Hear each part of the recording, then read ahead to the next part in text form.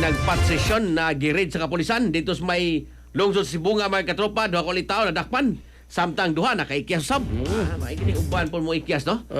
Ato ni Siron pinigil sa report ni katropang June 14. XFM Police Report. Police Report.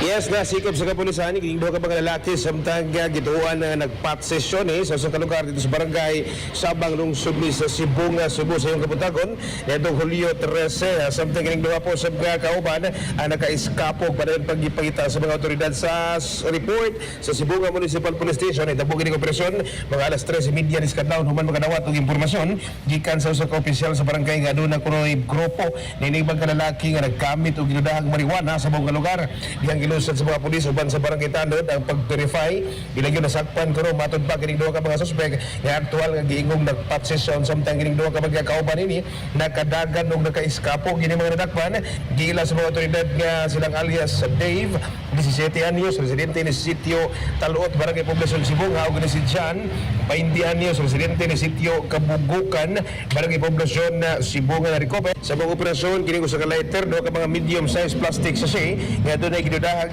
pinauga nga mga dahon sa marijuana duha ka mga nagamit nga rolyo sa dahon nga dunay nabiling gidudahag marijuana kini tanan nga dunay gibanapanan ning gibugaton nga 2 gramos nga dunay standard drug price value nga 400 pesos gidala sila sa Sibunga Municipal Police Station alang sa hustong dokumentasyon ng kining 20 anyos nga suspect nagpabilin kini sa selda samtang kining 17 nga menor de edad gitugyan ni sa MSWDO sa Bauga Lungsod.